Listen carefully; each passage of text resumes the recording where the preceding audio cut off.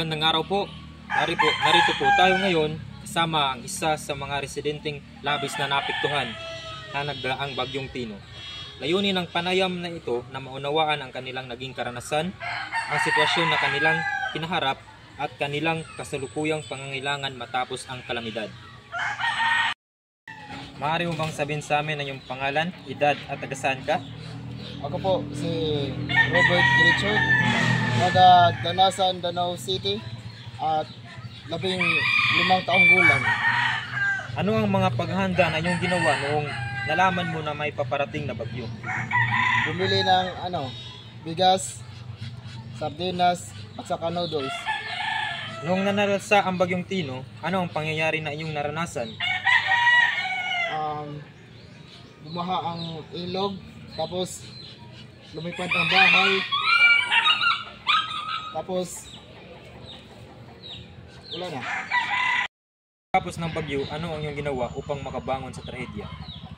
Nagsimula ulit bumili ng pagkain, tulugan at iba pa. Mayroon bang tumulong na naibigay sa inyo ang gobyerno para sa inyong pagsisimula? Oo, may maraming mga tao na tumutulong, katulad ng mga vlogger, gobyerno at saka DSWD, nabigay ng 5 latang sardinas at bigas na matigas. Ano ang mensahe ninyo sa mga taong nawalan ng mahal sa buhay at nawala din ang kanilang bahay? Sana wala ng buhay, yung mga taong nawalan ng pamilya, magkaroon ng pamilyang buhay, magpapakatag kayo. Dahil lahat nito ay lumilipas at pagsubok lang ng Panginoon at mananalig tayo ng Diyos. Ano ang aral na inyong nakuha pagkatapos ng bagyo?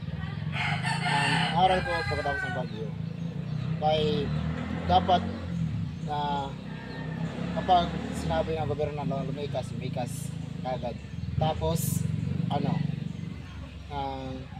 maganda ng mga relief goods bago magbagyo.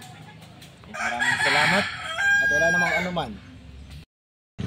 Maraming salamat po sa panahon at impormasyon na inyong ibinahagi. Napakahalaga po na inyong mga sagot upang mas maunawaan namin ang tunay na kalagayan ng mga pamilyang napektuhan ng bagyo. Ako ang inyong tagapagulat, Tony Martel.